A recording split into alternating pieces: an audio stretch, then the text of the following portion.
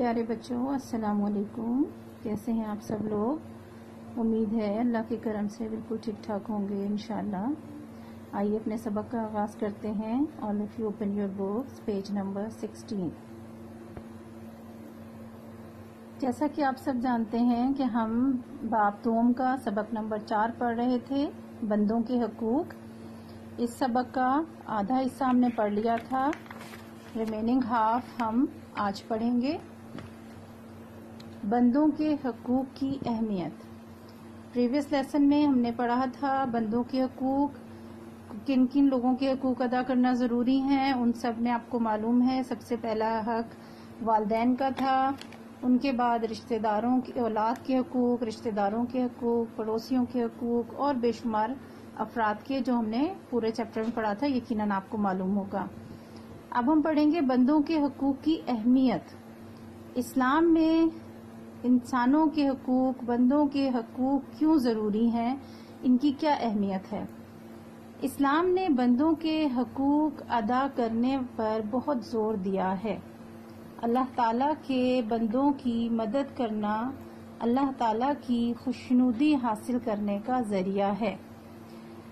اسلام جو ہمیں تعلیمات دیتا ہے اس میں اللہ تعالیٰ کے حقوق ہم نے پڑھ لیے تھے پہلے، سب سے بنیادی چیز اور سب سے پہلا تھا، اور دوسری جو تعلیمات ہیں ان میں بندوں کے حقوق، انسانوں کے حقوق اللہ تعالیٰ نے لازم قرار دیے ہیں، اور اسلام اس چیز پر بہت زیادہ زور دیتا ہے۔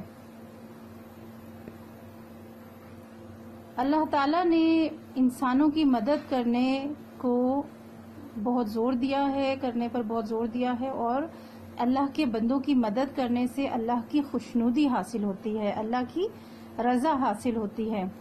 اللہ تعالیٰ نے دنیا میں انسان کو اکیلا پیدا نہیں کیا، بلکہ اس کے ساتھ رشتہ داریاں بھی بنا دی، اور آپس میں ایک دوسرے کے حقوق و فرائض بھی مقرر کر دیے، جن کی ادائیگی بہت ضروری ہے۔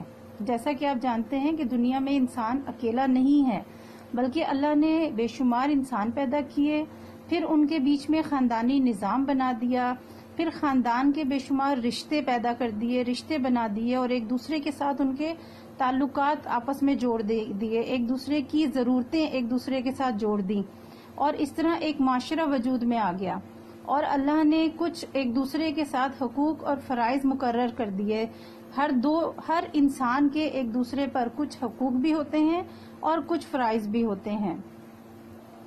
حقوق العباد کی اہمیت بتاتے ہوئے آپ صلی اللہ علیہ وسلم نے ایک بار فرمایا، اللہ تعالیٰ قیامت کے دن فرمائے گا، اے آدم کے بیٹے، میں بیمار ہوا، تو نے میری عیادت نہیں کی۔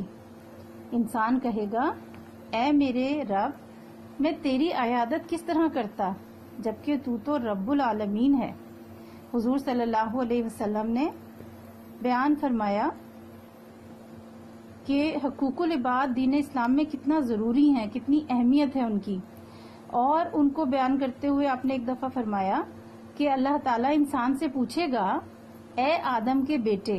آدم کے بیٹے آپ جانتے ہیں حضرت آدم علیہ السلام سب سے پہلے نبی ہیں، اور اس دنیا کے سب سے پہلے انسان جو زمین پر بھیجے گئے، اور ان کی اولاد پیدا ہوئی، پھر ان کی اولاد سے اولاد، پھر ان کی اولاد سے اولاد، اور آج جو انسان موجود ہیں وہ سب ہم سب، اور قیامت تک جو انسان آئیں گے وہ سب آدم کی اولاد ہیں۔ ٹھیک ہے، تو آدم کے بیٹے سے مراد ہر وہ انسان جو اس دنیا میں ہے اور آئے گا قیامت تک۔ تو اللہ تعالیٰ انسان کو مخاطب کر کے کہتا ہے، اے آدم کے بیٹے، میں بیمار ہوا، تو نے میری عیادت نہیں کی۔ عیادت کرنا آپ کو معلوم ہے کیا ہوتا ہے؟ عیادت کرنا ہوتا ہے بیمار پرسی کرنا، یعنی اگر کوئی شخص بیمار ہوتا ہے تو اس کے پاس جانا، اس کی خیریت دریافت کرنا، اس کی ضرورت کو پورا کرنا، اور اس کے لیے دعائے خیر کرنا، اللہ سے دعا کرنا کہ اللہ تعالیٰ اس انسان کو، جو بھی آپ کا رشتہ ہو اس کے ساتھ، اس کے لیے اللہ سے دعا کرنا کہ اللہ انہیں صحت تندرستی عطا فرمائے۔ تو اللہ تعالیٰ انسان سے پوچھیں گے کہ میں بیمار ہوا، تو نے میری عیادت نہیں کی۔ تو انسان کہے گا کہ اے میرے رب، میں تیری عیادت کس طرح کرتا، جبکہ تو رب العالمین ہے، تو تمام جہانوں کا رب ہے، تو بیمار ہو ہی نہیں سکتا۔ انسان تو حیران ہوگا اس بات کے اوپر، لیکن پھر اللہ تعالیٰ اسے جواب دیں گے۔ اللہ تعالیٰ فرمائے گا، کیا تجھے معلوم نہیں کہ میرا فلاں بندہ بیمار ہوا تو تو نے اس کی عیادت نہیں کی؟ یعنی اس سے کیا مراد ہے کہ جو بھی شخص انسان بیمار ہوتا ہے اس کی عیادت کرنا ضروری ہے۔ اللہ تعالیٰ ویسے تو ہم جانتے ہیں ہر جگہ موجود ہوتے ہیں، ہم سب کے قریب ہیں، قریب سے قریب تر ہیں، لیکن جو لوگ بیمار ہوتے ہیں ان کے زیادہ قریب ہوتے ہیں، اور اللہ تعالیٰ نے یہ اہمیت بیان کی ہے کسی بیمار کی عیادت کرنے کی کہ میں جب تو نے میرے فلاں بندے کی عیادت نہیں کی میں وہیں پہ تھا۔ کیا تجھے معلوم نہیں کہ اگر تو اس کی عیادت کرتا تو مجھے اس کے پاس پاتا؟ یعنی کہ میں اس کے پاس ہی تھا، اگر اس بندے کی عیادت کرتا تو وہ بالکل ایسے ہی ہے جیسے میری عیادت کی۔ پھر اللہ تعالیٰ فرمائیں گے اے آدم کے بیٹے، میں نے تجھ سے کھانا مانگا، تو نے مجھے کھانا نہیں دیا۔ انسان کہے گا میرے رب میں تجھے کیسے کھانا دیتا جبکہ تو رب العالمین ہے۔ انسان پھر اس بات پہ حیران ہوگا کہ تو تمام جہانوں کا رب ہے، میں کیسے تجھے کھانا پہنچاتا، مجھے تو یہ بات سمجھ نہیں آ رہی۔ لیکن اللہ تعالیٰ فرمائے گا کیا تجھے علم نہیں کہ میرے فلاں بندے نے تجھ سے کھانا مانگا، تو نے اسے کھانا نہیں دیا؟ کیا تجھے معلوم نہیں کہ تو اسے کھانا دیتا تو مجھے اس کے پاس پاتا؟ مراد یہ ہے کہ جو حاجت مند ہوتے ہیں، جو ضرورت مند ہوتے ہیں، جو بھوکے ہوتے ہیں، اگر وہ کھانا مانگتے ہیں تو ہمیں چاہیے کہ ہم انہیں دیں جو ہماری حیثیت ہے، جو ہماری اوقات ہے، کیونکہ اللہ تعالیٰ تو اگر ہم اس کو کھانا دیتے تو اللہ تعالیٰ وہاں موجود ہوتے۔ جو اللہ تعالیٰ فرماتے ہیں کہ مجھے اس کے پاس پاتا، مطلب میں ہر انسان ہر شخص کے پاس ہوتا ہوں۔ بالکل اگر تم کسی ضرورت مند کی مدد کرتے ہو یا اس کی حاجت پوری کرتے ہو تو یہ بالکل ایسے ہی ہے جیسے تم نے میری حاجت پوری کی۔ پھر اللہ تعالیٰ فرمائیں گے اے آدم کے بیٹے، میں نے تجھ سے پانی مانگا، تو نے مجھے پانی نہیں پلایا۔ انسان کہے گا کہ اے میرے رب میں تجھے کیسے پانی پلاتا جبکہ تو رب العالمین ہے۔ اللہ تعالیٰ فرمائے گا میرے فلاں بندے نے تجھ سے پانی مانگا مگر تو نے اسے پانی نہ پلایا۔